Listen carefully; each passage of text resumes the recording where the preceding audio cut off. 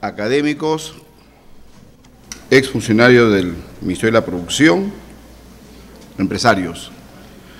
Como es política del capítulo de Ingeniería Pesquera, este tercer año de gestión, iniciamos con nuestras conferencias técnicas. La conferencia técnica de esta noche es la variabilidad ambiental y las pesquerías en el Pacífico del Sureste. Quiero saludar esta noche al alcalde de la provincia de Chepén, al doctor Nelson Con, por favor, adelante, con el ingeniero Quiroz, que lo ha traído, ¿no? Le brindamos un fuerte aplauso por venir.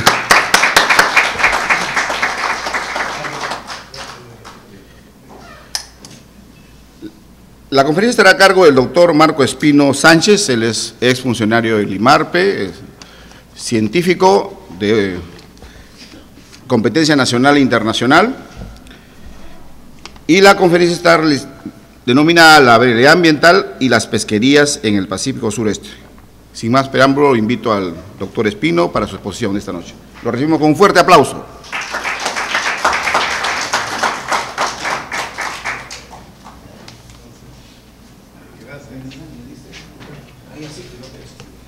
Bueno, muchas gracias.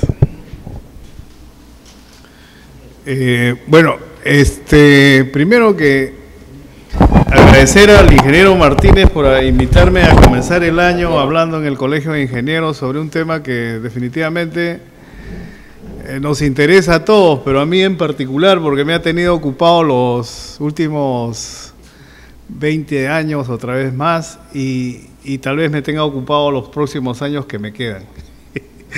Es un tema interesante y apasionante en la medida en que uno va mirando algunas cosas y enterándose de otras, y entre esa mezcla de cosas descubriendo algunas.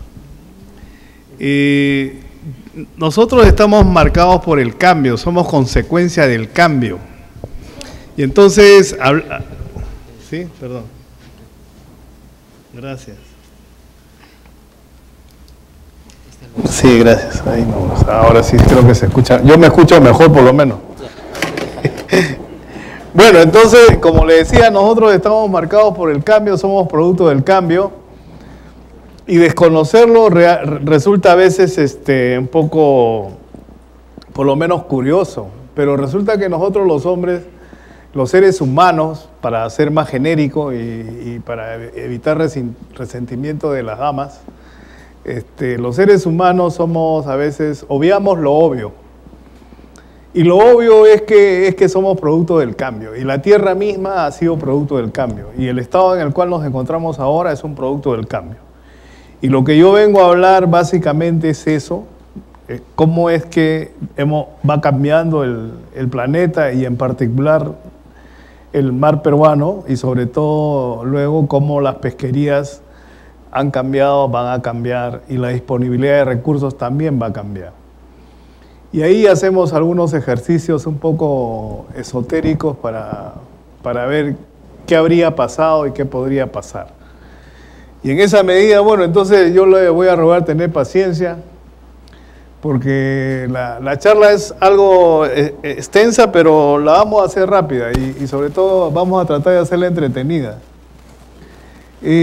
Como yo le decía, la dinámica de los ecosistemas y la dinámica en general de la vida es el cambio. Es decir, nosotros cuando vivimos es porque cambiamos. Cuando se produce la muerte también hay cambios, pero en regresión, es decir, en descomposición. Pero la vida es un proceso continuo del metabolismo, que en sumatoria es anabolismo y catabolismo, y entonces eso es cambio. Y cada instante nosotros estamos cambiando. Los instantes pueden ser días, pueden ser estaciones del año, pueden ser parece que todavía no tengo destreza con este puntero. Bueno, y en fin, entonces resulta que hay estacionalidad, hay cambios interanuales, hay periódicos, hay seculares, hay cambios en miles de años, y hay cambios geológicos ya de millones y millones de años, ¿no? Entonces, En fin, estamos marcados por el cambio. Entonces aquí podemos ver, por ejemplo, cómo era la Tierra entre 120 millones de años, 60 millones, y en la actualidad, y observen ustedes, era diferente. Toda la geomorfología de la Tierra era otra. Ahí está, hace 120 millones de años ya se insinuaban los continentes, tal cual son ahora, pero su posición no era la de actual. La actual dista bastante de lo que fue hace 120 millones de años, y eso sigue cambiando. Si eso sigue cambiando, prácticamente todos los sistemas que descansan en esa distribución están cambiando.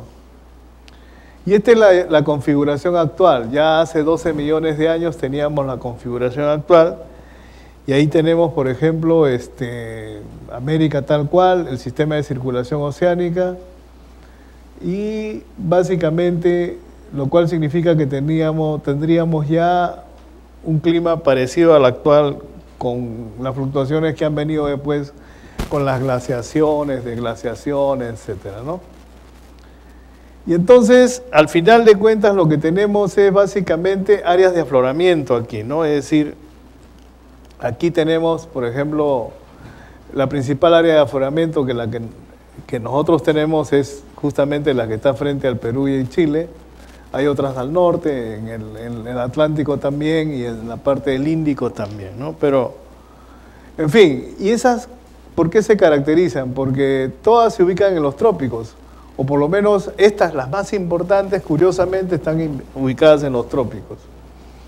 Y también tienen una alta variabilidad climática estacional, interanual, periódica y secular, por lo menos identificadas en procesos de 100 años, pero hay aún más, porque si comenzamos a hablar de otros patrones de variabilidad, probablemente tengamos que extender los tiempos, ¿no? Destacan ahí, por ejemplo, el niño o la niña como un proceso interanual, aperiódico. Luego los periodos cálidos y periodos fríos, que creo que de eso vamos a hablar un poco más. Y luego los momentos de alta y baja variabilidad, que son procesos de 100 años, ¿no? Y todos en estos casos, todos estos ecosistemas, estas áreas de afloramiento, tienen ecosistemas pelágicos de alta productividad primaria y poca diversidad en las zonas de afloramiento. Curiosamente, contra todo lo que se dice a veces, en las áreas de afloramiento la diversidad no es muy grande, pero obviamente hay altas biomasas de estos recursos pelágicos que pueden ser anchovetas, sardinas, depende, ¿no? Sin embargo, la diversidad está después más afuera, ¿no? Como decía, la estructura del ecosistema pelágico está dominado por una anchoveta y sardina, o sardina, que se alternan periódicamente. Eso pasa en todas las áreas de afloramiento. Y con presencia de jurel y caballa en la área oceánica adyacente, ¿no? Un sistema demersal con una especie de merluza como dominante y otras especies que pueden superar el centenar. Y ahí está la biodiversidad esa amplia en la cual hablamos. Y también las zonas oceánicas adyacentes que tienen también alta biodiversidad, donde hay atunes, espadas, merlines, calamares, etc., peces mesopelágicos y otros más, ¿no? Propios de aguas oceánicas cálidas. Entonces, prácticamente, este es un resumen de lo que prácticamente es la característica de nuestro mar. Así es.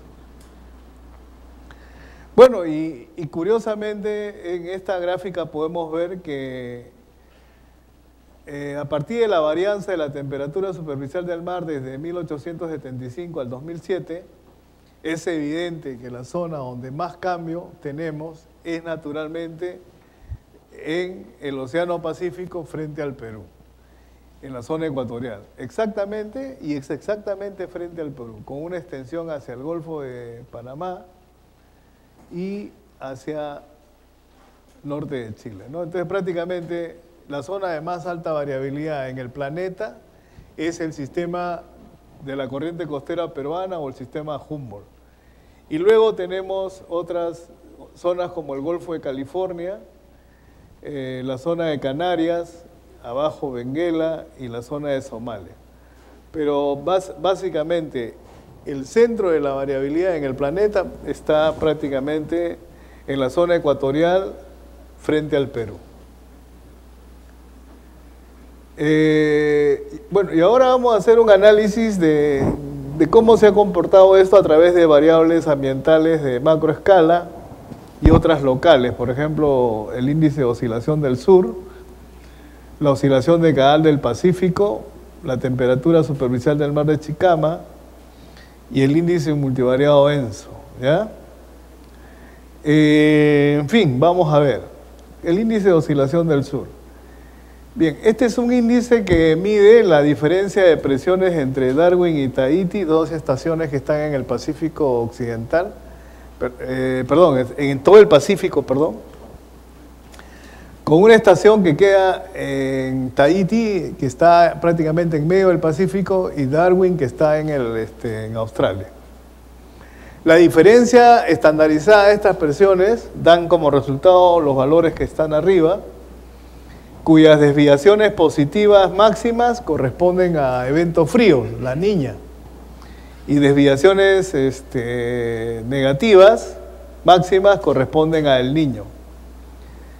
Y yo creo que ahí todos de una forma vemos que o tenemos un momento frío o tenemos un momento cálido, no hay una continuidad. Y prácticamente, si nosotros queremos hablar del Niño, vamos a ver que hemos tenido niños bastante importantes en 1905, 1896 y 1888, también 1877, hacia allá. Y hacia la derecha no hemos tenido ningún niño que se parezca al de 1905 ni al de 1896. Sin embargo, destacan los que ya conocemos como el 82, 83 y el 97. Una cosa que sí hay que decir es que la frecuencia de fenómenos del Niño en esta parte última o en estos últimos años ha sido mayor a la que se ha dado a finales del siglo antepasado y comienzos del pasado. Entonces, primero, que se cae la versión de que ahora los niños son más severos. No es que sean más severos, lo que pasa es que ahora afectan más porque la infraestructura está en aquellos lugares donde están pues las quebradas, en fin, donde se producen las marejadas. Y entonces no ha habido la debida planificación urbana y naturalmente la consecuencia es que tenemos ya una visión más socioeconómica de los impactos del fenómeno del Niño. Pero quieras o no, sí hay una frecuencia más recurrente. Y ahora destacan, como le digo, y acá abajo van a ver básicamente lo que es la varianza de ese índice, y en esa varianza podemos identificar momentos de alta variabilidad, y esos momentos de alta variabilidad corresponden a los últimos y primeros cuartos de cada siglo, y momentos de baja variabilidad, expresados a través de la varianza, ¿no? Y curiosamente se repite hacia finales de siglo y comienzo de este siglo esa similitud. En fin, ahora si nosotros sometemos a esto a un análisis, ¿no?, estadístico por instancia euclidiana, se identifican estos momentos como de alta variabilidad, aquellos que van de 1876 a 1925 y de 1976 al 2025, es decir, se entiende que estamos en un momento de alta variabilidad. Y baja variabilidad aquello que comprendido entre 1926 al 75.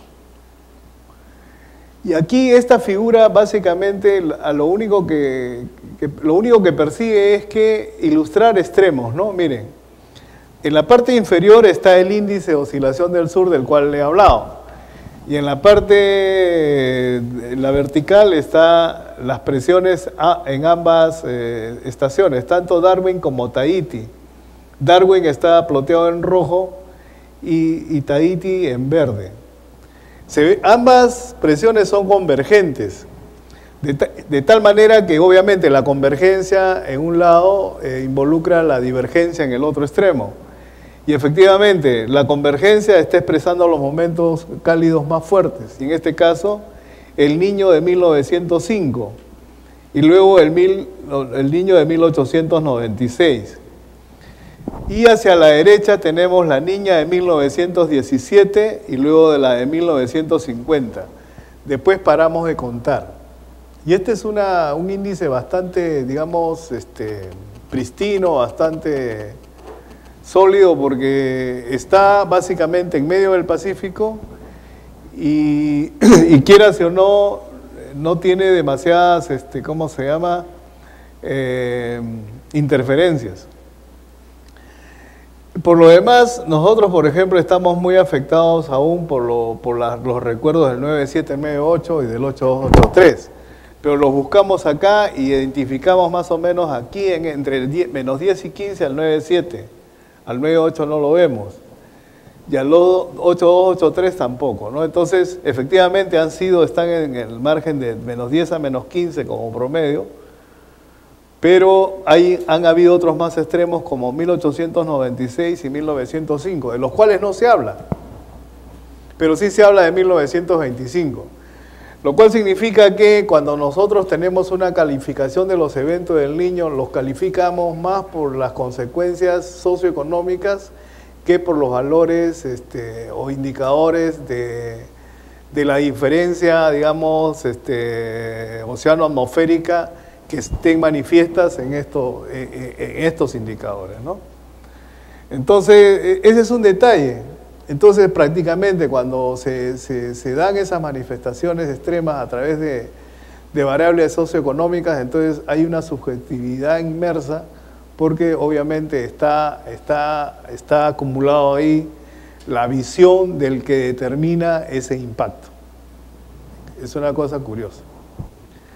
Entonces, bueno, y luego en la parte positiva hemos tenido niñas también bastante importantes, como la del 17 y luego la del 50.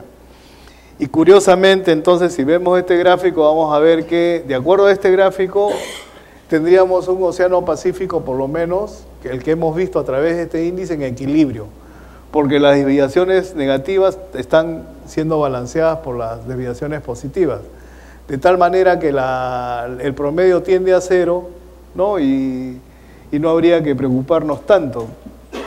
Sin embargo, cuando empezamos a analizar ya por quarters, es por cada 25 años, ahí sí se notan ciertas tendencias, pero tendencias que responden a la periodicidad, que es básicamente ya una variable que nos va a ir llevando a los periodos fríos y cálidos, que sí tienen que ver con la distribución de recursos.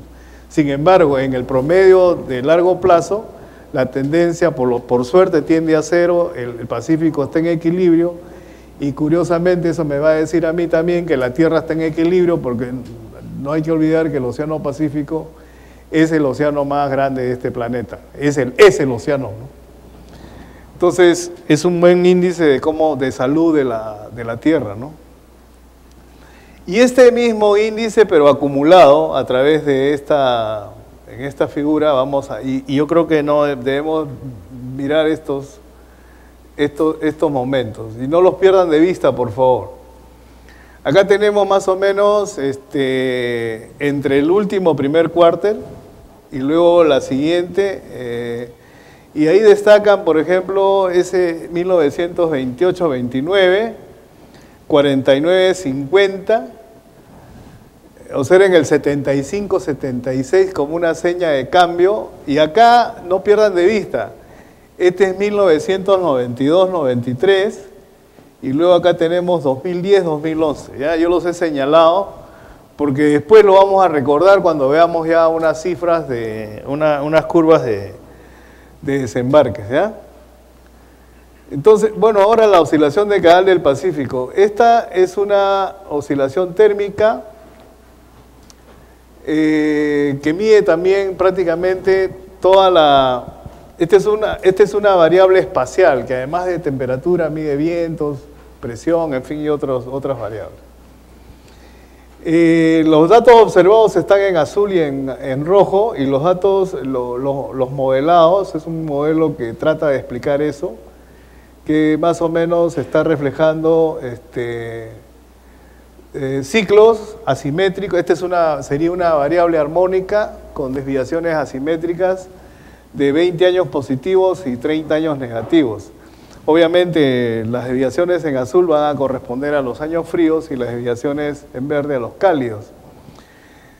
Eso significa que estaríamos nosotros ahora en un momento frío, ¿ya? Tendiendo hacia, probablemente ya pasando hacia una etapa para entrar en un momento cálido, ¿no?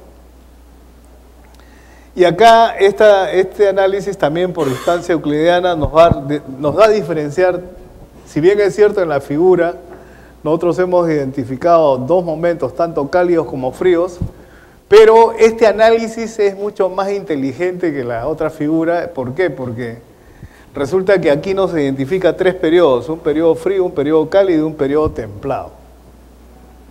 Y eso es interesante, ¿por qué? Porque al parecer los periodos templados estarían abarcando entre finales de siglo y comienzos del siguiente, ¿no? Ese es un detalle. Y eso hace que, por ejemplo, en este índice de la oscilación de Caal del Pacífico, ¿no? Te habrían periodos fríos, cálidos y periodos templados. De acuerdo a esa definición, nosotros ahora estaríamos no en un periodo frío, sino en un periodo templado. Pero bueno, estamos en eso, y eso es lo que arroja este análisis. En lo que se refiere a la temperatura superficial del mar de Chicama, que es la estación más antigua de medición en el Pacífico Sudeste, tenemos esto ahí y como ven ustedes, si buscamos un momento donde se ha estabilizado la temperatura, vamos a tener un premio. Definitivamente, pasamos de una desviación positiva siempre a una negativa. Las desviaciones máximas corresponden al Niño y la Niña las extremas hacia abajo, como esta, por ejemplo, la de 1950 que está por acá. Y más atrás, ¿no? Entonces, 1979 también hay otra. Bueno, y a través de la varianza de esta podemos identificar también momentos de alta y de baja variabilidad. Asumimos que ha pasado hacia antes de 1925 algo similar a lo que ha ocurrido ahora, ¿no? Y acá los promedios por cuartos de siglo. Y ahí en promedio, la media para toda la distribución está en negro, en verde y en naranja. En naranja está de 1925 al 49 y en verde del 75 al 99. Ligeramente por encima del promedio, evidenciando momentos cálidos. Y en azul y rojo los momentos fríos. En la actualidad estamos prácticamente por debajo del promedio, ¿ya? En temperatura superficial del mar, al margen de los fenómenos del Niño. Y acá tenemos esos mismos valores diferenciados por distancia euclidiana y arrojan periodos fríos y cálidos, ¿no? Y este también otro índice. Entonces, en definitiva, nosotros tenemos, a través del índice de oscilación del sur, momentos de alta y de baja variabilidad. Y a través de este índice, periodos fríos y periodos cálidos, con la posibilidad de que existan algunos momentos templados, es decir, un intermedio. Y en el índice multivariado igual se ratifica prácticamente lo que veníamos diciendo, periodos fríos, periodos cálidos y luego periodos fríos. Estaríamos en un periodo frío. Y acá tenemos prácticamente una expresión de los dos índices más importantes, principales diría yo. En Grosella tenemos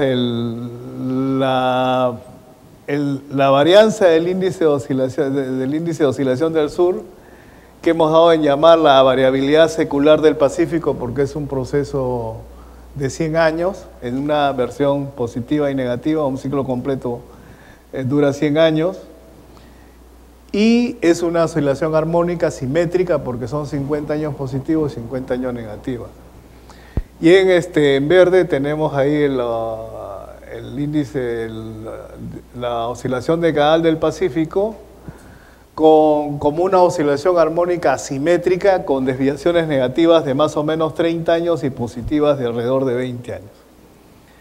Sin embargo, es notable que tanto una desviación negativa de este índice secular involucra dos desviaciones de lo que es la oscilación térmica de la oscilación de Caal del Pacífico. Entonces, ahora vamos a ver esta, y acá podemos definir la siguiente, ¿no? Es decir, los patrones normativos tenemos la estacionalidad, la periodicidad y la secularidad. Y como factores de variabilidad que corresponden a eso tenemos el fenómeno de Lenzo, el lenzo mejor dicho, con sus expresiones el niño y la niña, que básicamente el niño lo que hace es afectar la estacionalidad. Sin embargo, la periodicidad le afecta y también la secularidad. ¿Cómo ellos afectan la estacionalidad? Porque un niño hace que los veranos sean más cálidos y los inviernos menos fríos. Y las niñas hacen que los veranos sean menos cálidos y los inviernos más fríos. Ahora, sin embargo, la periodicidad le afecta. ¿Por qué? Porque, por ejemplo, en un periodo cálido los niños son primaverales, es decir, son correctos niños o niños de verdad, los niños canónicos. Sin embargo, en un periodo frío los niños son de otoño. Es decir, comienzan más o menos entre abril y mayo, como empezó este fenómeno del niño. Y como han empezado los niños después del 97, 98, todos son otoñales.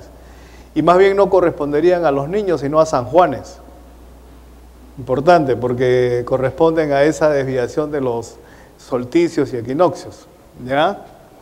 Entonces, hay una correspondencia, ¿no? En periodos cálidos, el niño tendría una manifestación primaveral. Y obviamente son más nocivos o más dañinos, por llamarle de alguna forma. Y en periodo frío, los niños son otoñales y menos impactantes. En fin, la secularidad le afecta, por supuesto, también al niño. ¿Por qué? Porque en momentos de alta variabilidad las manifestaciones del lenzo son mucho más marcadas, tanto en las desviaciones positivas como negativas. Y obviamente solamente basta recordar lo que acabo de decir. Niños severos en el siglo pasado o antepasado, 1896, 1905. Y si queremos darle el valor que se le está dando a 1925. Niños severos en este siglo que pasó, los más severos, 8283, 9798. Ellos en los últimos cuartos de cada siglo o primeros cuartos de cada siglo, donde la intensidad de la varianza se acentúa. ¿Ya?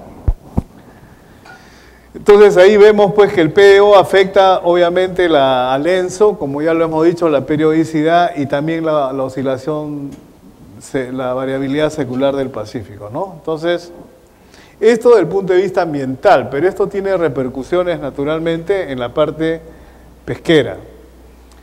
Y antes de eso vamos a ver un poco cómo es la pesquería en esta parte del camino. Y la pesquería en el Pacífico Oriental básicamente está definida, o sudoriental está definida por prácticamente la actividad del Perú y de Chile. En el sur, entre el Perú y de Chile se pesca más casi el 90% de la producción pesquera. Y en general la región pesca más, en algunos momentos ha llegado a pescar más del 20% y en la actualidad pesca poco más del 10%. Ahí tenemos prácticamente a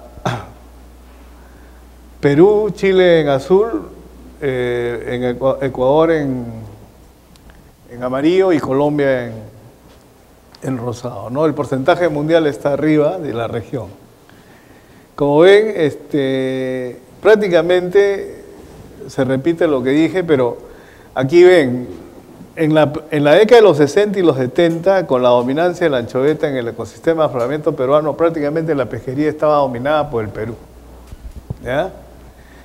Y luego, a partir de los 70 y los 80, con la emergencia con la caída de la anchoveta y la surgencia de sardina, y luego posteriormente la elevación también de los desembarques de Jurel, Chile tiene no preponderancia, pero bueno, recobra posiciones expectantes, que se mantienen en la década de los 90 y los 2000, pero hacia el final tiende a caer y más bien otra vez como que se repite la historia con la anchoveta, ¿no? Entonces, la pregunta es si en los próximos años caerá más aún la pesquería de Jurel, sí, pero probablemente en Chile hayan otro tipo de producción.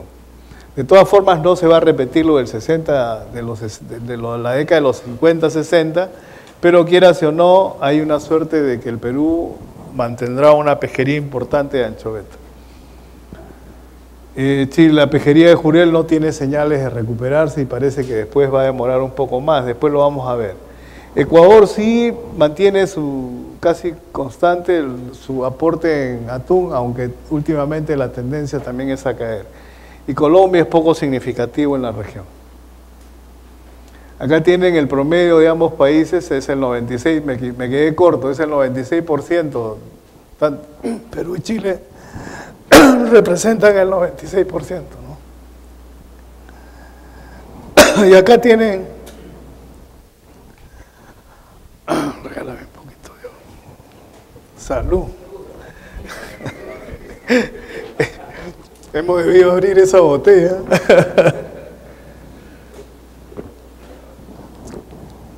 Bueno, gracias. Bueno, y aquí otra vez, como ven, y aquí vamos ahora a ver el porcentaje de porcentajes por especie. Y acá sí tenemos una cosa que es bien ilustrativa, ¿no? En azul tiene la anchoveta, la década del 50-60, la caída de los 70, y a partir de mediados de los 80 la recuperación, ¿ya? La presencia de sardina acá, ¿ya?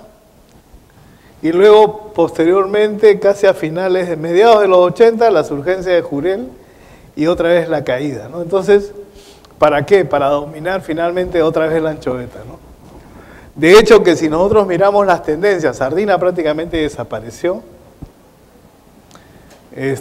jurel tiende a caer y la anchoveta a dominar en la zona costera. Y eso todos lo estamos viendo.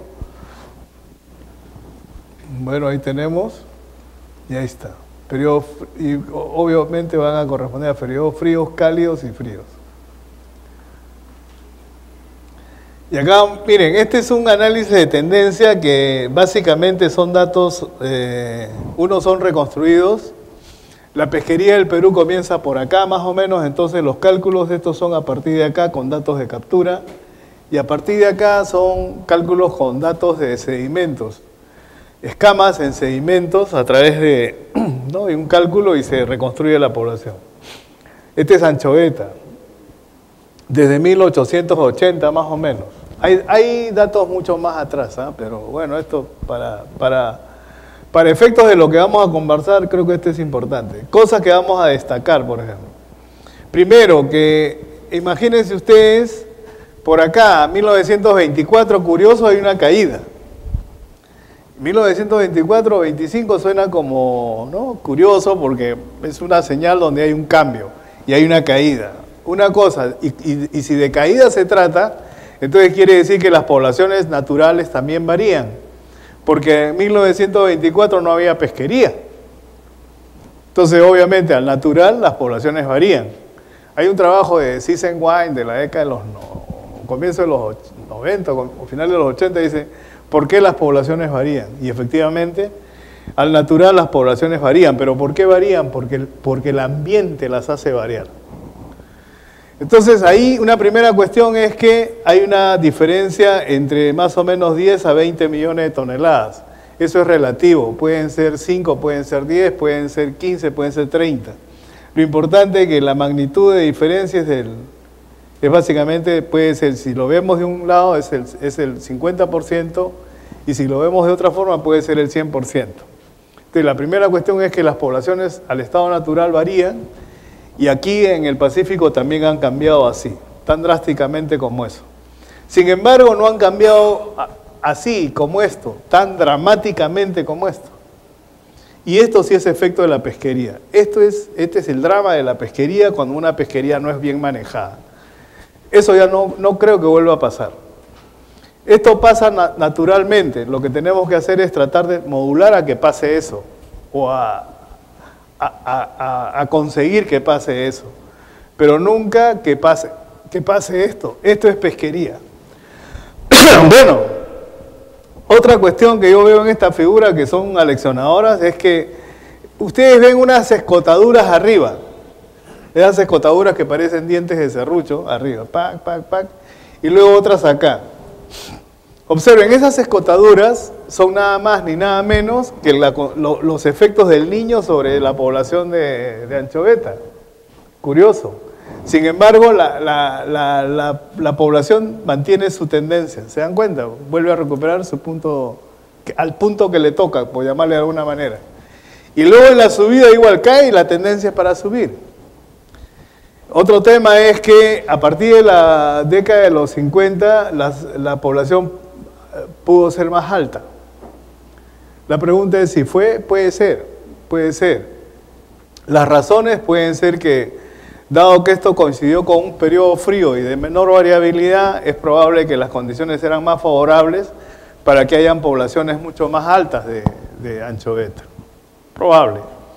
Y lo otro probable también, y aunque eso poco se va a reconocer, pero es un hecho, es que la pesquería habría favorecido ese crecimiento.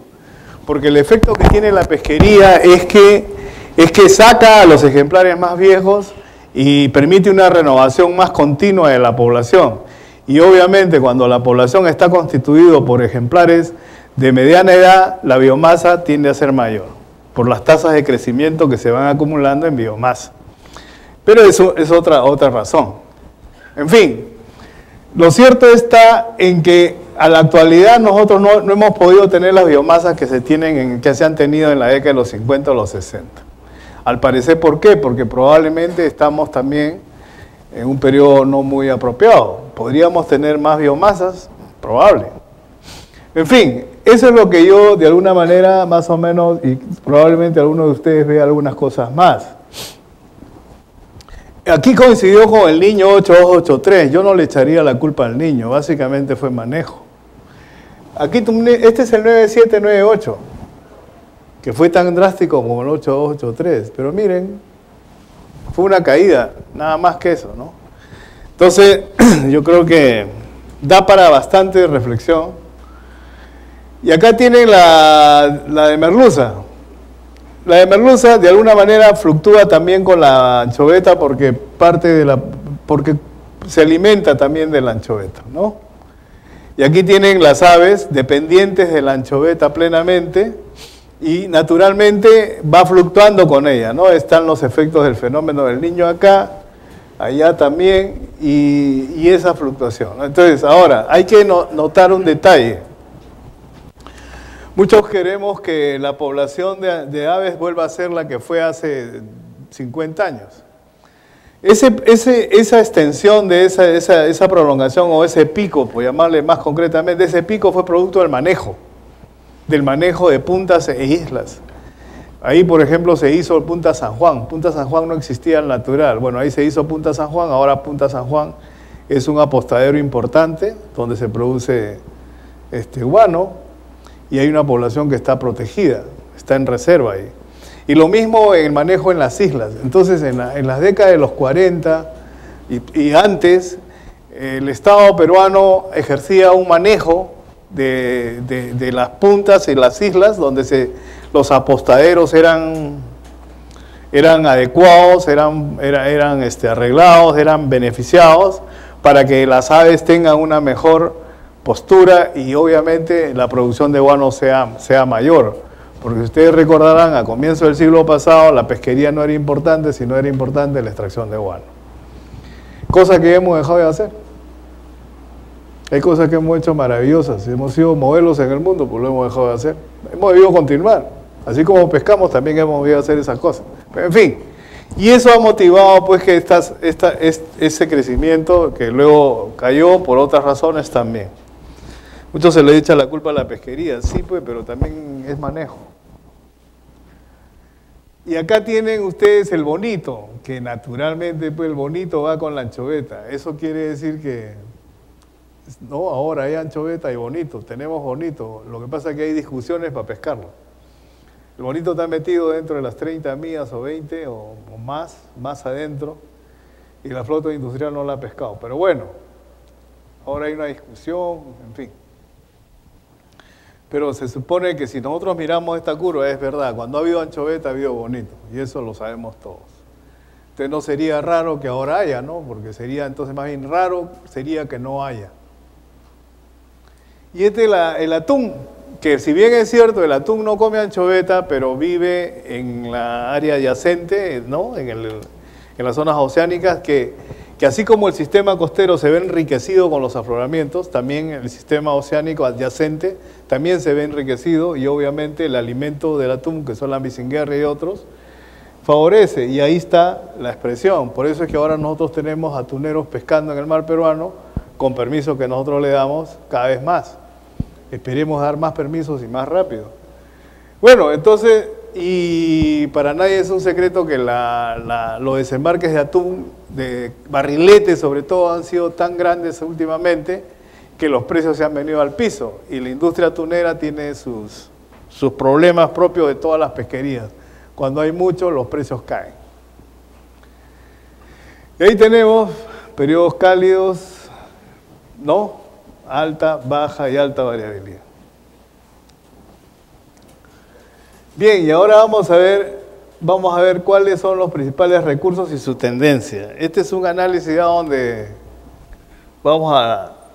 en la curva esta vemos las variables ambientales acá, el PSB, el PDO, y luego ahí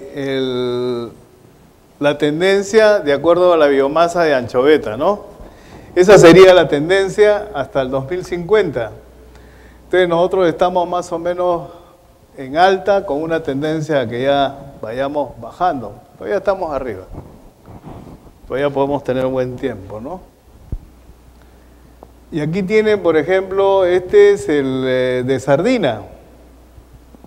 Naturalmente la sardina desapareció, ahora no la tenemos, pero va a llegar un momento en que vuelve a aparecer.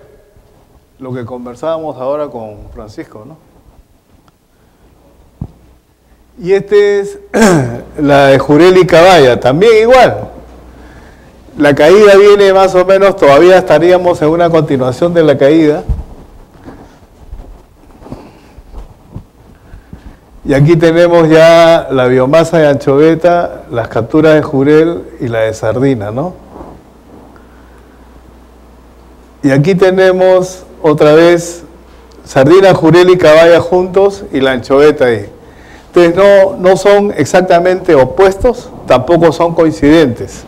Y eso va a producir lo siguiente. Mírenme. Miremos solamente mejor, la biomasa de pelágicos tendría esa fluctuación, habría tenido a partir de 1900 fluctuaciones de ese orden, y la tendencia sería que ahora estamos en un momento no estamos realmente, estamos tendiendo a la baja para luego volver a subir. A pesar de que la biomasa de anchoveta es alta. ¿Por qué? Porque hay anchoveta, pero no hay sardina, no hay jurel, no hay caballa, o hay muy poco. No hay disponibilidad. Ahora, lo curioso fue que me llamó la atención cómo se colgaba la curva allá, entonces yo quise saber qué hubiese pasado si extendíamos el modelo. Y cuando extendimos el modelo pasó eso. Entonces nosotros primero habíamos visto solamente esta parte de acá, y luego le extendimos y vamos, 1500 hasta el 2050. Y curiosamente hay una suerte de tendencia que no es armónica, sino tiene este tipo de manifestaciones. Obviamente entre los 1500 y 1700 más o menos no ha habido una alta biomasa de pelágicos, sobre todo por la ausencia la disminución de jurel y caballa y sardina. Pero la anchoveta sí se ha mantenido, ¿no? ¿Por qué? Porque justamente en ese momento ahí se habla de la pequeña época de hielo, un momento bastante frío, que efectivamente afectó más a la parte de los polos, o más cerca a la parte de los polos, pero nosotros estamos cerca del Ecuador, pero de todas maneras las proyecciones enfrían. Y veamos ahora, a ver acá, esa parte es la que, como le digo, pues es, y curiosamente si miramos ese periodo cálido medieval, la serie comienza acá, ¿ves? Ese es lo que estamos viendo entre 1500 y 1900, casi coincide con lo que vimos anteriormente, ¿no? Ahí está, ¿ves? 1500 a 1750, 1800, y ahí está, esa es la parte. La pequeña época glacial. Bueno, entonces eso es básicamente como un análisis de tendencia, pero ahora, no sé, si tienen paciencia, podríamos ver algunas otras cosas que creo que vale la pena mirar, que tiene que ver con lo mismo. Y es un poco respecto a las áreas de isoterma y su relación con los principales recursos pelágicos. Estamos hablando básicamente de áreas de mar que están representando temperaturas, ¿ya? A través de información satelital. Y ahí está, básicamente en rojo tienen las aguas subtropicales superficiales y en azul las aguas costeras frías. Y acá tenemos, este es un dato bien interesante, miren, si ustedes observan ahí, entre el 82 y el 98 la curva en rojo, y entre el 99 y el 2012 la curva en azul. La diferencia de esas dos es más o menos, es 1.5, un grado y medio. Entonces prácticamente entre esas dos décadas había 1,5 grados de temperatura, y ese 1,5 grados significaba eso. Básicamente, acá tiene la anomalía de la temperatura superficial del mar en rojo achurado, en azul las negativas acá, la anchoveta aquí y la sardina al otro lado. Miren cómo la sardina comienza a desaparecer cuando las desviaciones para agua fría se van al piso, ¿no? Y acá, bueno, y obviamente la anchoveta a dominar, ¿no? Arriba. Y acá tienen ya lo que nosotros queríamos ver.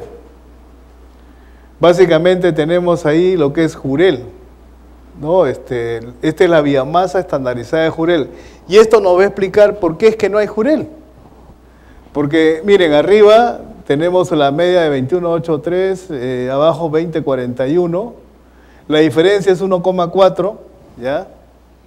Las biomasas de Jurel entre la década de los 80 hasta más o menos antes del 9798, el 9798, y luego de ahí para acá, miren las biomasas abajo, justo cuando las tendencias se van abajo, ¿no? Las anomalías son negativas, ¿no? Esa es la razón por la cual no tenemos Jurel. Y acá tenemos obviamente otro indicador que es la merluza. ¿Se acuerdan cuando se le cayó la talla merluza? Todo el mundo decía sobrepesca, nada, que por aquí está. Se cae justo comienza a caerse cuando las anomalías de la TCM son predominantes, ¿no? Pero vamos a seguir mirando. Hablemos de la pota, que esto quería yo ver.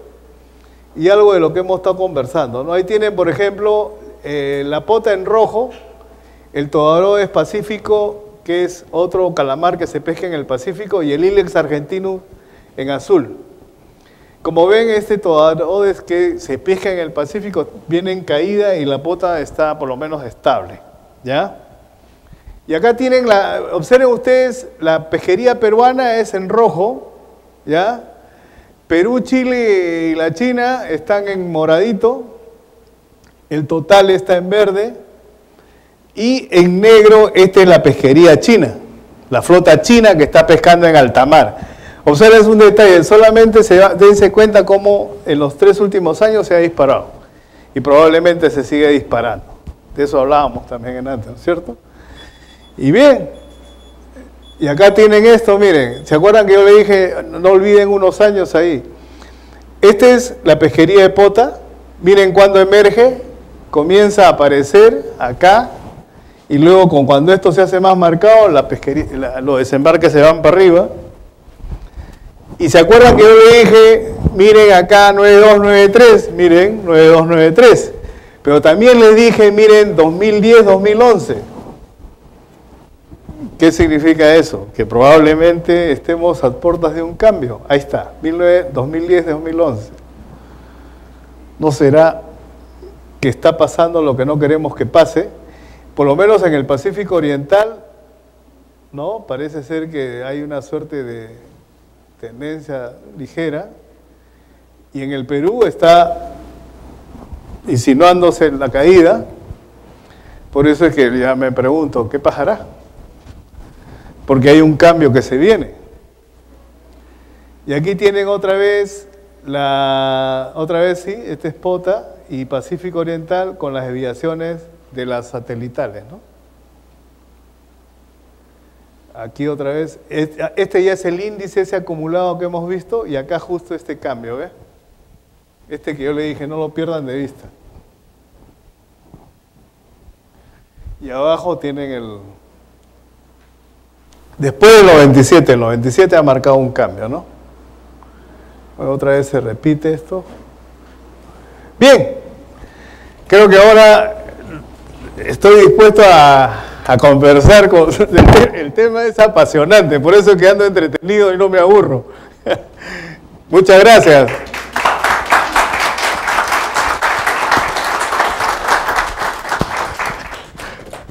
Vamos a ver. Bien. Pasamos a la rueda de preguntas de parte del auditorio para el doctor Espino. A ver. Se quedó. Sí, doctor Nicoche. ¿Cómo estás? Hola, Lucho, ¿cómo estás? ¿Cómo manejan los gráficos, los datos? Me quedan algunas... El arte. No dudas, sino... Por ejemplo, ¿no? Preguntas. El PDO es una temperatura de los 20 norte hasta el polo norte, ¿no? Entonces, ahí viene la gran pregunta, que siempre me la hago yo también. ¿Por qué lo consideramos nosotros para el hemisferio sur, ¿no? Cuando es algo del hemisferio Claro. norte?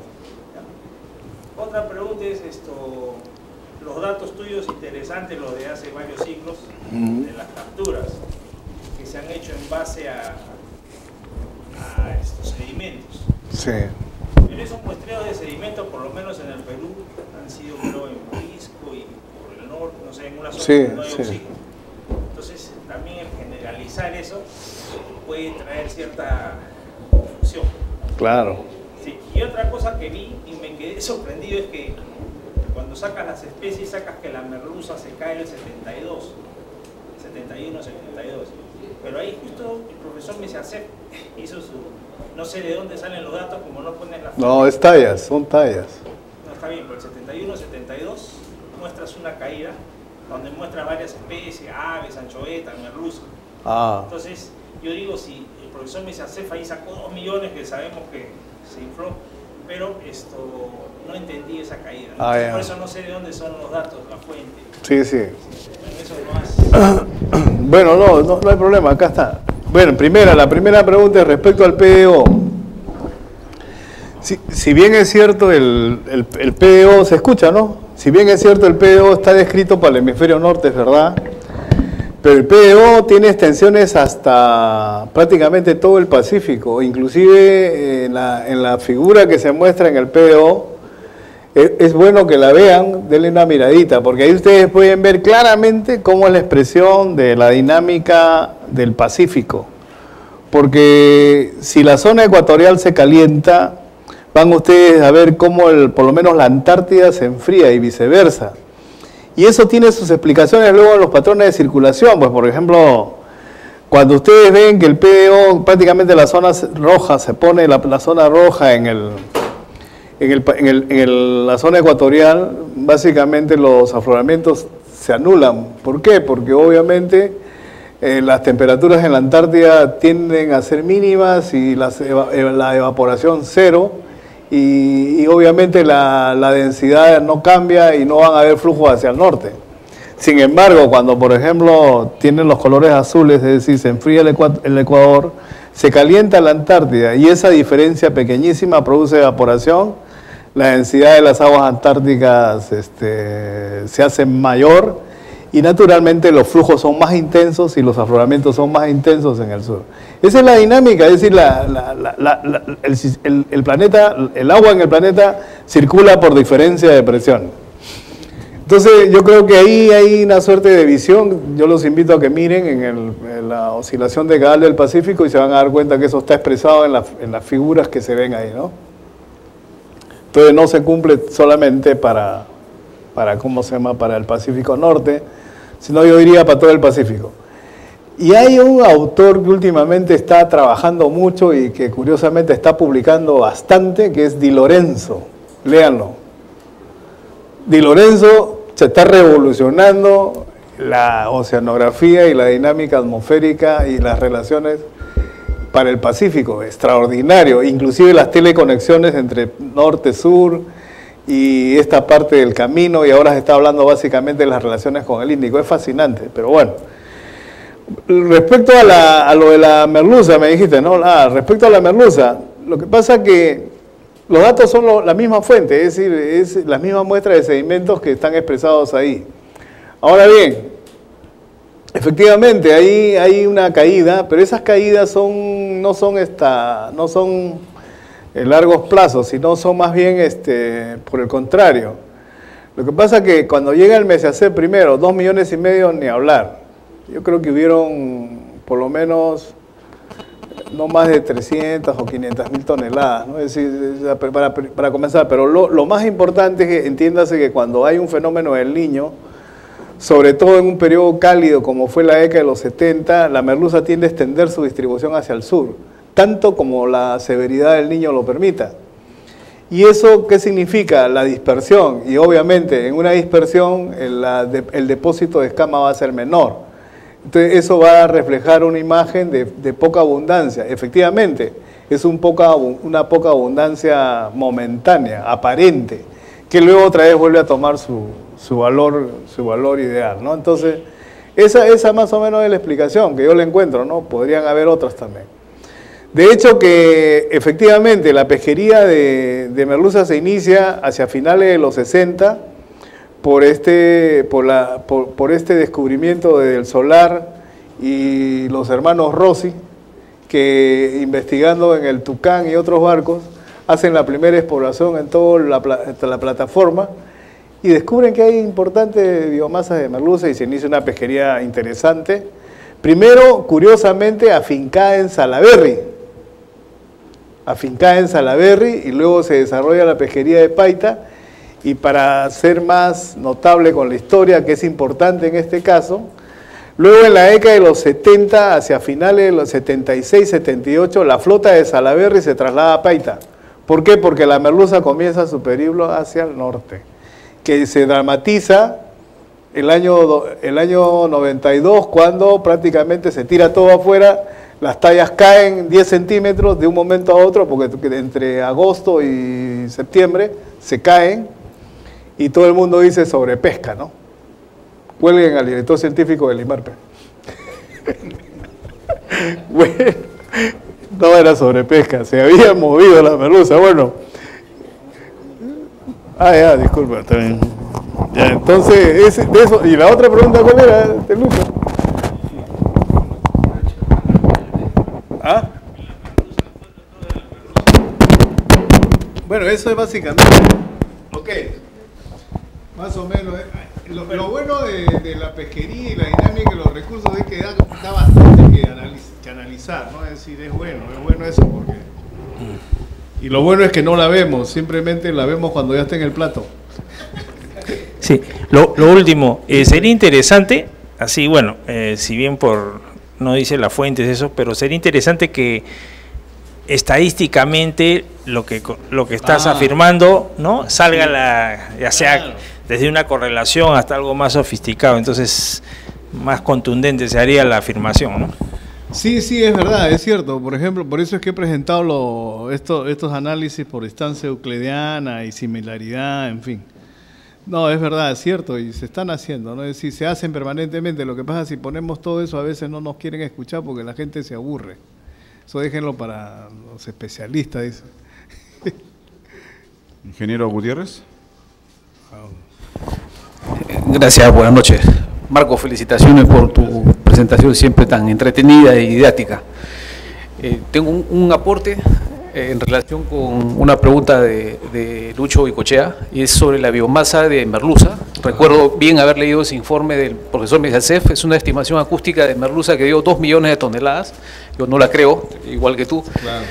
Ese dato, ¿no? Y un comentario antes de entrar a la pregunta, y es el importante año 1992-93. Ese año fue extraordinario como lo fue el 2001 y también el 2011, ¿no? Pasaron cosas que son sincrónicas con otros en otras partes del mundo, como lo que has descrito, ¿no? El año 92 comenzó el problema de la reducción de tallas de merluza, la sardina comenzó a escasear, comenzó el incremento de anchoveta, apareció la pota masivamente, apareció la múnida, Una serie de sucesos se encadenaron a partir de ese año clave, ¿no? El 92. Pero esas son cosas que las hemos visto mucho tiempo después, ¿no? Los análisis de series de tiempo como estos nos permiten ahora entender qué pasó. Pero la pregunta que yo te quiero hacer es, ¿qué hacemos ahora?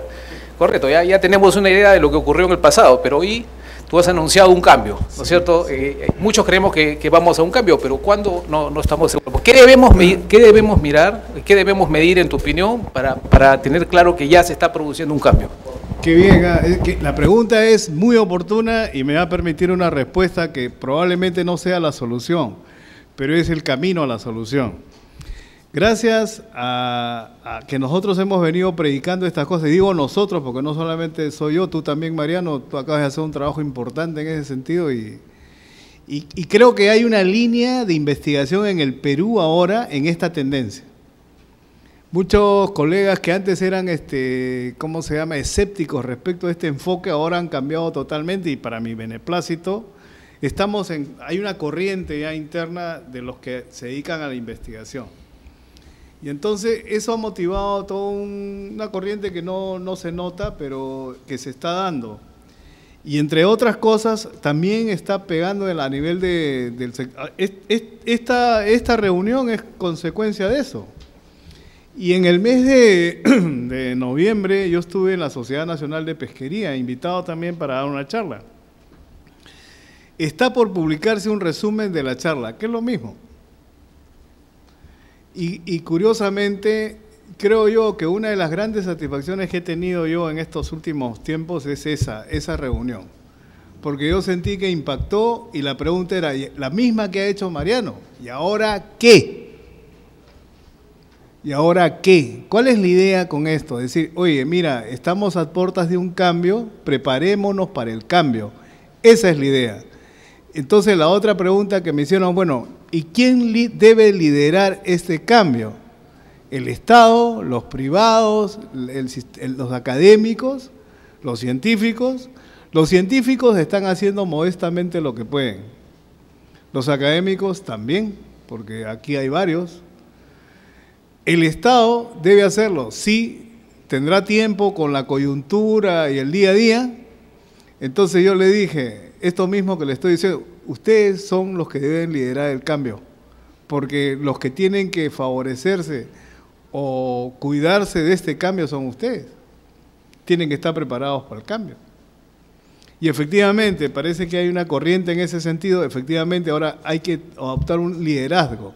Y en esa medida yo creo que el sector oficial debe asumir ese liderazgo y tener una convocatoria para en todos los ámbitos de la producción establecer un grupo de trabajo que enfoque el problema de un punto de vista muy objetivo, y que así como nos preparamos para el cambio climático, en fin, así como hacemos todos esos esfuerzos bestiales, ¿no?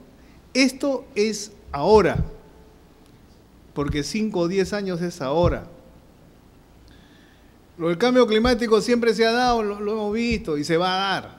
Perfecto, el mundo se preocupa, sí, pues está bien, nos preocupamos. Pero este tema es ahora, y curiosamente no solamente afecta a la pesquería, esto también afecta todo el sistema productivo agrícola de la costa, toda la disponibilidad de agua en la costa. Si los afloramientos son intensos, la humedad también es intensa, los acuíferos están bien plenos ahora, y no tenemos problemas para cultivar y el desarrollo agrícola que se está haciendo en toda la costa. Porque gran parte de esa agua es de subsuelo o de vertientes que se han conseguido, ¿no?, atraer, y en fin. Sin embargo, en una época fría, todo el sistema de lomas se debilita, y la disponibilidad de agua también, y la fuente hídrica también, y obviamente la agricultura se va a ver afectada. Entonces este ya no es un problema pesquero, este es un problema de Estado. Efectivamente, los datos creo que de más calidad y que evidencian bien esto, están en este ámbito donde nosotros nos manejamos. Pero este es un tema que va más allá, inclusive yo creo que el liderazgo tiene que ser por la parte oficial, pero si no existiera por obvias razones, porque se está en el día a día, Los colegios profesionales. Yo soy profesor universitario, he estado tratando de interesar a mi universidad, que es grande y tiene muchas facultades, donde tienes economistas, tienes hidrólogos, físicos, matemáticos, tienes biólogos, en fin, tiene de todo. Hacemos un equipo y nos ponemos a trabajar. Cuesta, ¿no? Cuesta trabajo, todos están en el día a día también, ¿no? Pero yo creo que si se logra tener un equipo, eje, ¿no? Definitivamente creo que vamos a darle una lección al mundo. Le vamos a dar una lección al mundo, porque vamos a poder simular cosas, escenarios, así como se hace con el cambio climático. Pero este cambio es acá. Nuestra matriz productiva, nuestra matriz de exportación, nuestra matriz de trabajo va a cambiar. No es que sea pesimista, no, más bien soy optimista, porque obviamente el precio que nosotros le saquemos a la merluza puede ser mucho mejor que el de la anchoveta, pero que no nos agarre con los pantalones abajo, pues. O por ejemplo, que el precio que nosotros le saquemos a la merluza ahora que va a estar más grande. En fin, ¿y qué vamos a hacer con los pescadores de pota? Porque la pota se va a alejar. No, que no queremos barcos industriales. No, pues ¿y ahora con qué vas a pescar? ¿No? Todo eso requiere un análisis, todo eso requiere definitivamente un enfoque de Estado, y donde el Estado somos todos nosotros. Los colegios profesionales, los académicos, los científicos, los productores, todos. Así que esa es mi respuesta, Mariano. Y además yo soy entusiasta, yo siempre he sido muy optimista y yo creo que lo podemos hacer. Así como cuando clasificó el cienciano. Sí se puede, sí se puede. Sí se puede. Bueno, acá está, por ejemplo, Francisco, ¿no? Francisco, por ejemplo, ahí hay que conversar. Ay, Francisco. Entienden. Marco, me quedé con la miel en los labios antes, en el previo, con el tema de la explicación de tu pronóstico, por decirlo de alguna manera, de que puede haber una presencia mayor de sardina en los próximos años. No me interesa en realidad el pronóstico en sí, sino las razones por las que llegas a esta conclusión, que es, digamos, un poco subjetiva, pero me interesa conocer las razones de una forma un poquito más detallada. Ya, lo que pasa que no es tan subjetiva. A veces yo mismo me río, pero lo mejor es reírse de uno mismo. Dicen que eso es muy terapéutico. Y a mí me encanta reírme de mí mismo, porque yo tengo un carácter muy así jovial, en fin, ¿no? Entonces a veces mucha gente que no me conoce piensa que en el trabajo también soy muy alegre. No, en el trabajo soy muy serio. Pero me río, ¿no? Lo cierto es que, a ver, efectivamente, esto simplemente es una cuestión de analogías. Efectivamente, no hay nadie que lo pueda asegurar tan certeramente. Sin embargo, sí que nos viene un cambio, sí viene un cambio.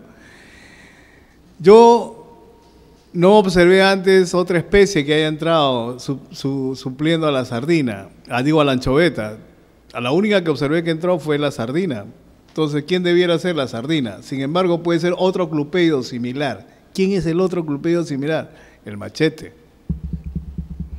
Entonces estamos ahí entre dos. Ahí está la cosa. Entonces, no veo otro. Entonces, probablemente también haya una coincidencia con caballa, pero esta es una orden ya más superior, pero quieras o no, podría ser también. Podría ser. Entonces, lo que sí significa el cambio es esto. Pasamos de un momento térmico a otro, donde hay un grado y medio, no sé, ese dato es un dato que salió del análisis satelital, que no lo estamos empleando totalmente aún, porque yo creo que debiéramos trabajar más con satélite, pero no mirando figuritas, sino haciendo cálculos como estos gráficos que ustedes han visto de barras, en fin, y todas estas curvas, son producto de la sumatoria de las áreas térmicas, es decir, áreas que tienen un grado tal o cual, se suman y luego se calculan, en fin, y es básicamente ya estadística, ¿no? Entonces, no es el color, es el dato que se salen de los colores.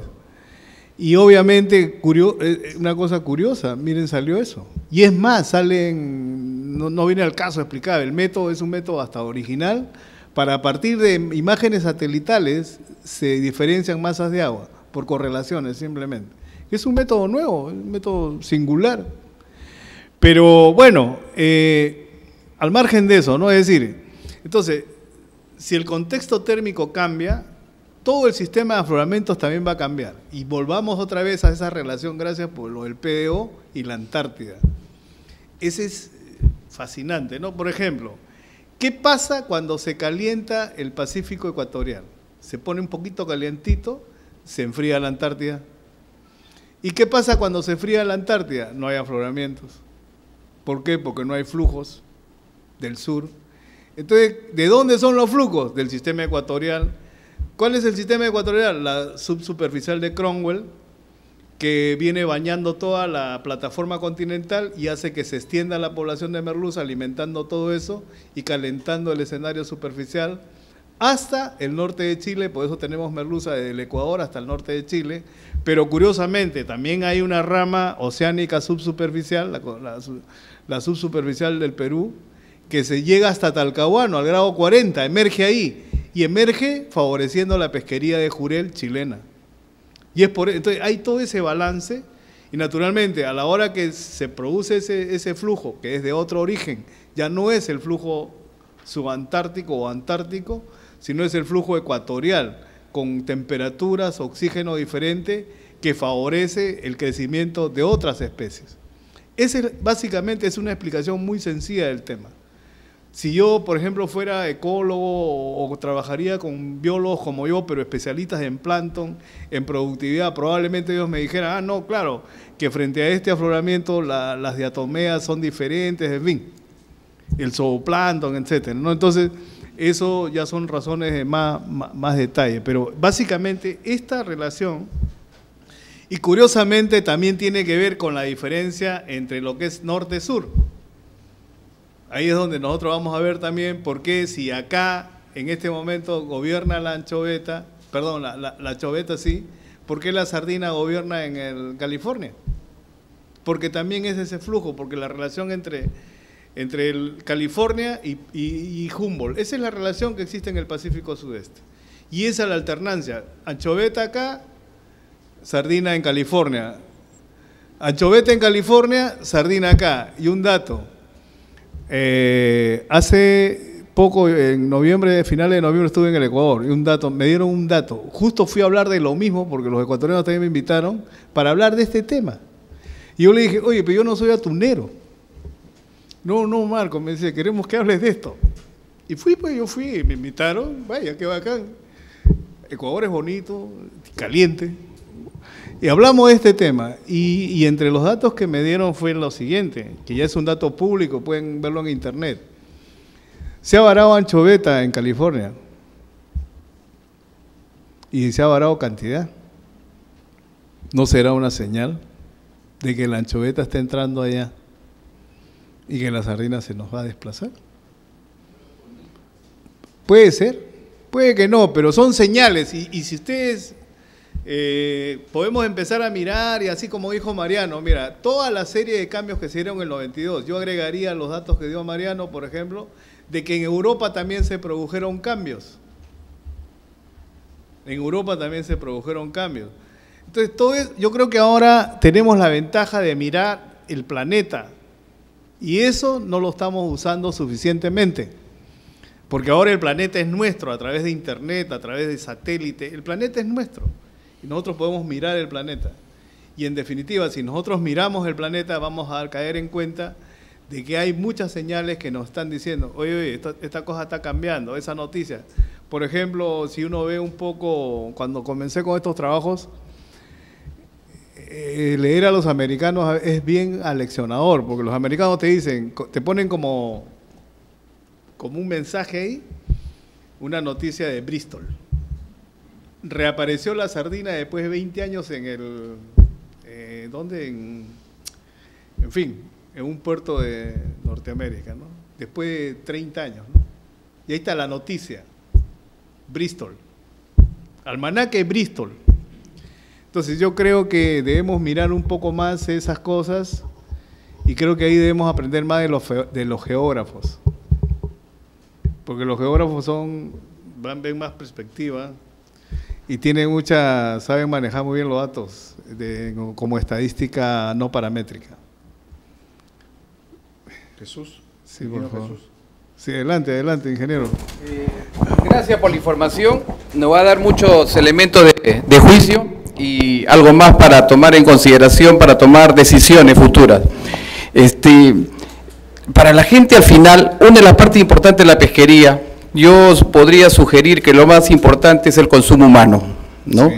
Nos interesa ahora ver en la mesa nuestra un pescado, fresco, congelado o en conserva. Hace ya más de 4 meses se observa al bonito como sostenible en los mercados. Y según la información que se ha mostrado, podríamos decir que todavía va a haber esta sostenibilidad y puede incrementarse el seguir teniendo más bonito. Claro, sí, porque si hay anchoveta va a haber bonito. Y con las señales de esa biomasa que se encontró, que era aparentemente chica, vamos a tener un año que después conversamos. Prepárense para los escabeches de bonito y todo lo que pan con pescado de bonito. Entonces, perdón, podemos decir que tenemos el alimento más importante, lo que es la pesquería ahorita, que debería ser para consumo humano y no para harina, como se ha pretendido, creo hace 15 días la noticia que salió, que habría que paliar algo, lo de la falta de anchoveta con el bonito. No, eso no es cierto. No, eso no es cierto. Yo creo que acá todos los que estamos acá, o la gran mayoría, somos pesqueros de una u otra línea, y a nadie se nos va a ocurrir que alguien ahí haga bonito, harina con bonito, pues. Tiene un bonito, lo vende para consumo, lo preparo en escabeche y salgo con mi fuente a venderlo en la esquina y hago billete. Claro, yo creo que, miren, ese es un tema que creo que debemos todos de alguna forma también contribuir, ya que tocamos el tema. Nosotros estamos perdiendo una serie de oportunidades por no ser un poco más sensatos y no hacer la del hortelano. No quise usar la palabra porque me pueden relacionar, pero la verdad que creo que eso del hortelano se cumple, ¿no? Es decir, todo el mundo cree que es dueño de. El mar no es de los pesqueros, el mar es de todos los peruanos. El mar es de todos los peruanos y por suerte los que investigamos el mar, como el que habla y otros más, sabemos eso y lo hacemos porque es de todos los peruanos. Pero también nosotros lamentamos que a veces por cuestiones de intereses, muchas veces personales, grupales, inclusive medios raros, se entren en unas luchas, peleas, y para todos hay. Para todos hay. Y efectivamente se puede tener una producción interesante, no solamente bonito. Miren, estamos hablando de entrar a un periodo cálido, va a haber sardina, jurel, caballa, cojinova, toyo y otros más. Ese es un periodo cálido. Un periodo frío, anchoveta y bonito. Jurel y lo demás hay que verlo de vez en cuando.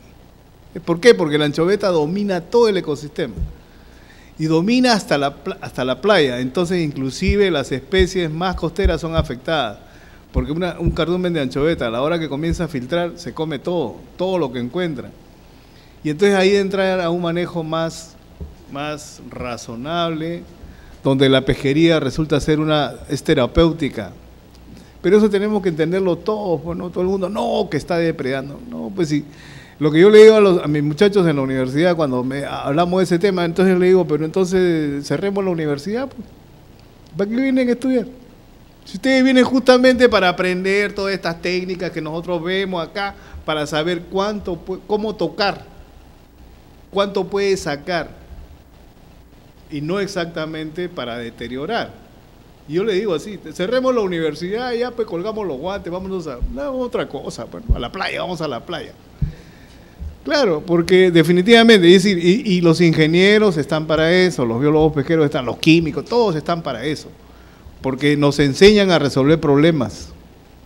Yo aprendí a resolver problemas y yo enseño a eso. Pero lógico, hay tendencias marcadas, pues no, que sí, que la conservación, que por aquí, que por allá. Y efectivamente dejamos de usar. Yo le digo, la pota se nos va a ir, no pronto, no, se nos va a ir. Cuando se nos va a ir, uy, ¿y ahora qué hacemos? ¿Qué hacemos con toda la flota que está pescando? Oye, pero tú puedes ser rico, cómprate un barco. No, pero ¿cómo? Asóciate, pues. Mira al pata ahí que quiere invertir, ya, asóciate, pues. No, todos arriba, nos ponemos cada uno en una esquina y ojo, nada. Disculpen que sea tan franco en mi expresión, pero ese es mi estilo y no es porque quiera decir simplemente cosas extrañas, simplemente porque lo veo así, es mi visión. Sí, adelante, adelante. ¿Ya? Sí, con esto terminamos. Bueno, en principio me uno a las felicitaciones por el magnífico trabajo de investigación. Una inquietud, ¿no?, que justamente tiene que ver con una de las preguntas del doctor Icochea, que me parece que no fue contestada de todo, ¿no?, que es relativo a las investigaciones sobre los sedimentos, ¿no?, que nos determinan aproximadamente la cantidad de biomasa que existía cuando no había pesquería, ¿no?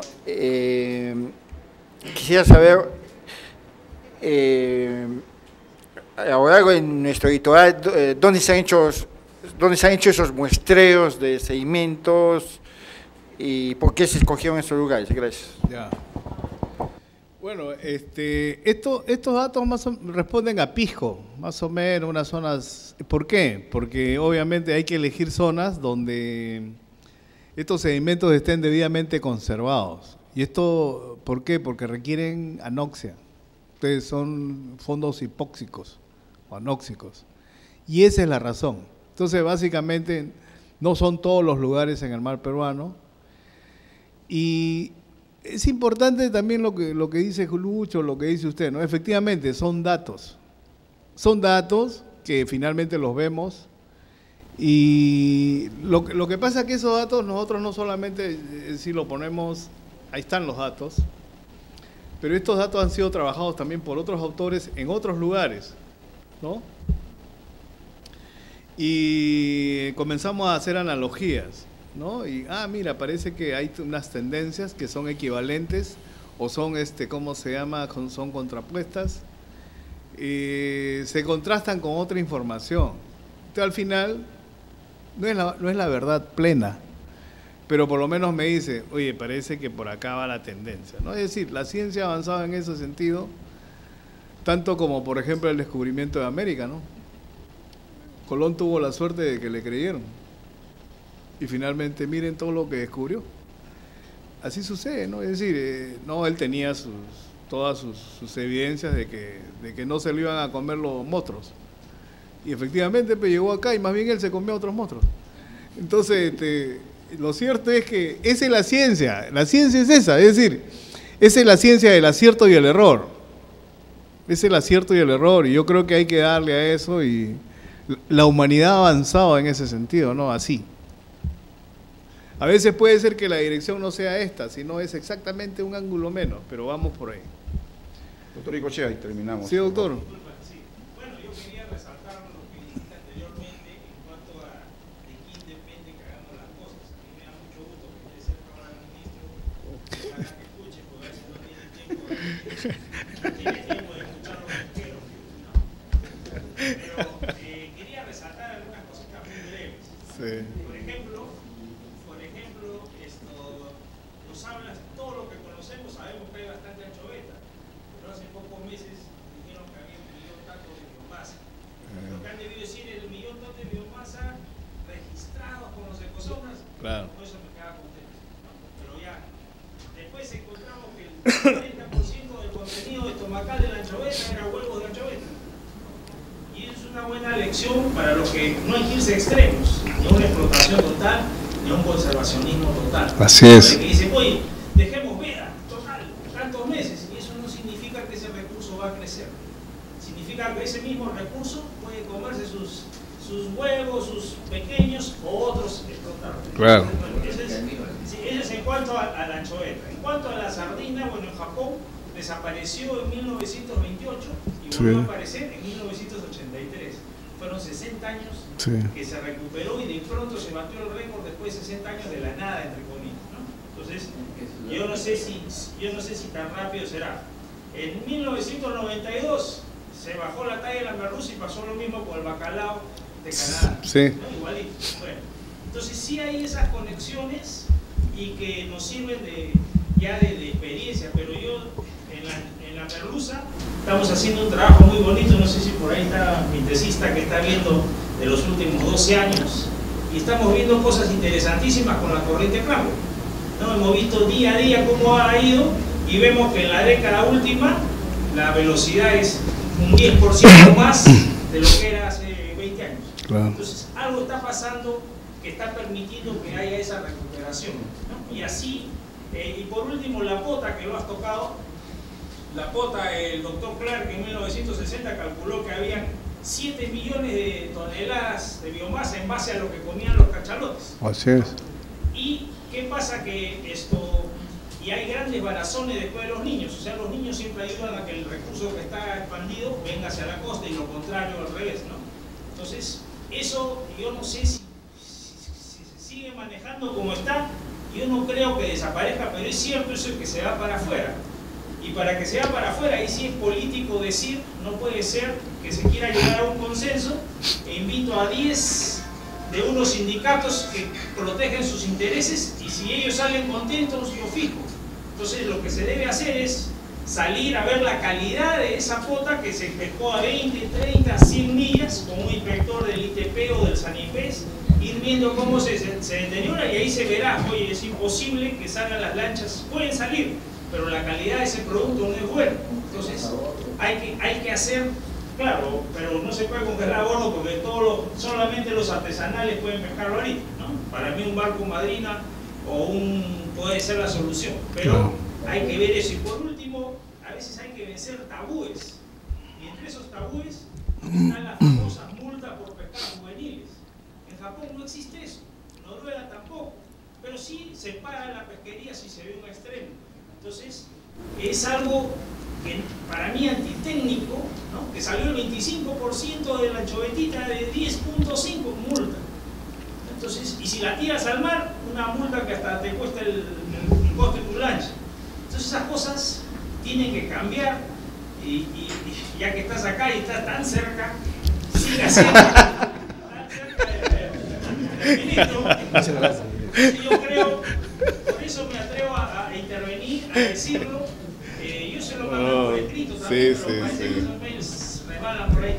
Entonces, yo creo que es una buena oportunidad, y conocemos que bueno, lo que has dicho, porque decían eso, la merluza sobrepesca en el 92 redujo su talla, mentira, porque no había una flota grande en ese entonces. Claro, gracias. Entonces, ya lo conocemos, pero sí hubo un cambio de la Cramol increíble. Claro. Entonces, todo eso yo creo que hay que rescatar esto. Yo quisiera que el colegio saque un comunicado con esas cosas y que lo saque público. Tienen plata por ahí, así, saquen en un periódico diciendo las conclusiones de esto, porque es importante. Como dijo Marco, ¿quién lo va a tomar? ¿Quién va a decir qué viene? Entonces, el colegio es importante. Y así poco a poco va asentándose, y bueno, cada vez va a ser mejor. Las universidades también. Mire, sí, gracias Lucho. Mira, coincidimos plenamente. Yo diría que prácticamente pues has dicho muchas cosas de las que yo quería decir o ya dije, ¿no? Es decir, sí, de eso se trata. Es decir, hay cosas que el aprendizaje mismo, ¿no? Por ejemplo, esto de las tallas, pero no es tan fácil, ¿no? Es decir, ahora estamos nosotros acá, prácticamente todos somos pesqueros, pero ahorita salen 20 ONGs y te incendian la pradera, pues, ¿no? Entonces, es un balance, pero por suerte, cada vez hay más información seria, ¿no? Es decir, cada vez hay más ciencia. Y esa ciencia fortalece las sugerencias como la tuya, ¿no? Por ejemplo, ahora hay una escuela de harvest, balance harvest, ¿no? Pesca balanceada. Y en la pesca balanceada tú tienes que, el concepto es básico. ¿Por qué vas a proteger los juveniles y solo sacarte los adultos? No, saca una parte de toda la estructura. Más razonable parece.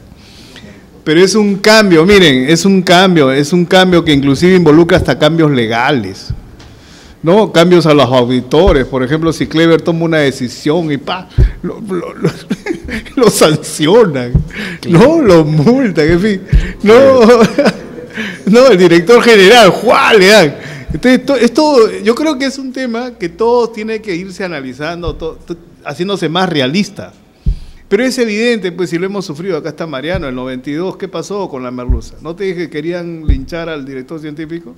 ¿No? Quémenlo vivo, la Inquisición. Sí, pues, y tú ya sabes quién era el director científico, ¿no?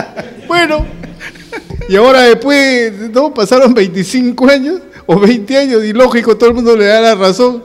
No, pero oye, aguanta, pero yo hubiese querido que me dé la razón hace más de 20 años.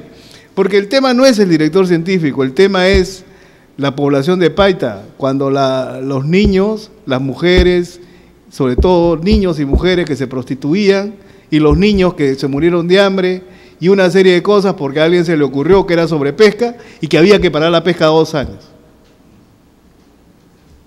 ¿Se dan cuenta? Así de dramático. Bueno, no importa que quemen al director científico, eso no es problema, el problema eran esos niños y Paita después cambió. Entonces, ese tipo de cosas, felizmente han pasado 20 años, parece que la lección se está aprendiendo y ahora somos más reflexivos. Ya no queremos quemar a nadie, no, ahora queremos quemar a todos. Bueno, gracias, doctor Espino. Muchas gracias por eso. Un aplauso. Y solo una cosa, que disculpen que no haya comenzado por eso. Reciban el saludo del ministro Piero Gessi, que no es cierto que no esté preocupado por la pesquería. Sí lo está. Obviamente él no va a estar publicando todo lo que hace respecto a la pesquería. Y estos temas, curiosamente, los hemos conversado.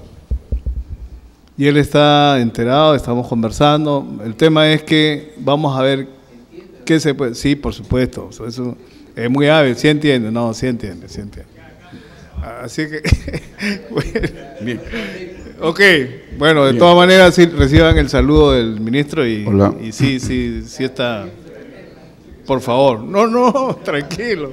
Bien, quiero invitar al presidente del capítulo de Ingeniería Pesquera del Consejo Departamental de Lima, el ingeniero SIC Alejandro Martínez Albán, para reconocimiento al expositor, el doctor Marco Espino Sánchez. A ver.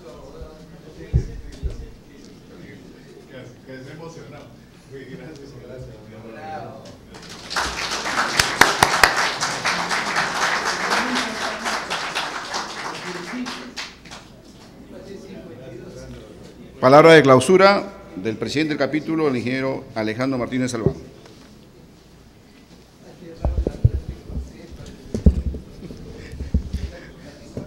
Distinguido expositor, doctor Marco Espino Sánchez, distinguida concurrencia, ingenieros, asistentes todos. Es grato en mi condición de presidente del capítulo de Ingeniería Pesquera del Consejo Departamental de Lima, del Colegio de Ingenieros del Perú, saludarlos en esta noche en que hemos tenido la oportunidad de escuchar la primera exposición del año a cargo del doctor Marco Espino, quien nos ha disertado sobre un importante tema que es la variabilidad ambiental y su impacto en la pesquería peruana. Y esta conferencia pues la conversamos a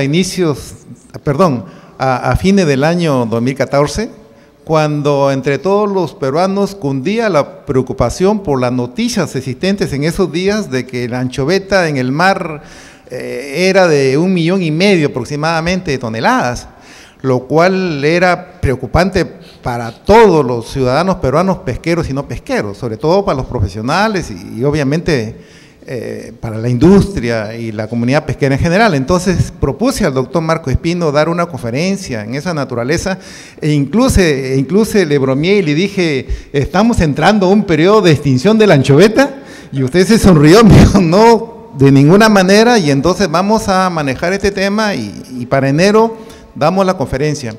Después de su importante y excelente exposición, doctor, que yo también lo felicito, como que el panorama es tranquilizador, ¿verdad? Como representante del Colegio de Ingenieros, debo decir que como conclusión es de que tenemos recursos naturales pesqueros, de acuerdo a la lámina que hemos visto, para un largo periodo. Y que estos ciclos de las especies que se han presentado desde el año 1900 a la fecha, en base a datos históricos y su modelo que nos ha presentado del año 1500 hacia la fecha, con proyección a 2050, como que nos tranquiliza y nos dice que los peruanos debemos sentirnos orgullosos del mar peruano que tenemos y que los recursos naturales pues van a estar ahí siempre, que podrá haber un cambio de especie, pero con el manejo responsable de la industria y el ordenamiento del Estado, tendremos nosotros recursos pesqueros para rato, para estas generaciones y para las generaciones que vienen, poniendo en práctica pues el concepto de Brundtland del desarrollo sostenible. Estas conferencias de las cuales nosotros tenemos el privilegio de haberlo escuchado al doctor, afortunadamente es grabado, se ha pasado por RTV del Colegio de Ingenieros, el video va a ser colgado en la página web, difundido a toda la comunidad pesquera, pero nosotros como Colegio de Ingenieros pienso que este evento debe ser de publicidad nacional, que no solamente las autoridades del Estado, la industria, los pescadores, sino toda la población tenga conocimiento de cómo se mueven nuestros recursos pesqueros y que con manejo responsable vamos a tenerlo siempre en nuestras mesas, en nuestros hogares, que como alimento fundamental por ser fuente de proteína.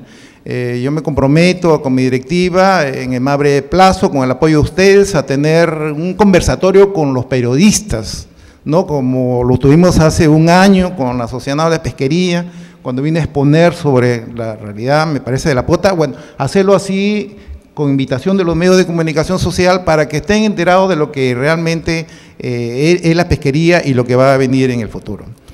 Agradezco su presencia, los invito a los próximos eventos de los próximos meses. Nuestra directiva cumple este año su tercer año de gestión. Como ustedes saben, pues se modificó el estatuto del Colegio de Ingenieros. Antes la vigencia de la directiva era de 2 años, ahora de 3 años. Este es nuestro tercer año y esperamos contar con su presencia en los eventos siguientes. Este año es de bastante importancia, toda vez que, aparte de la Semana de Pesquería que celebraremos en junio, en septiembre tendremos el Congreso Nacional e Internacional de Ingeniería Pesquera, que este colegio, sede de Lima, está obligado a realizar. Agradezco su presencia, felicito nuevamente al expositor y los invito a un brindis de honor. Muchas gracias.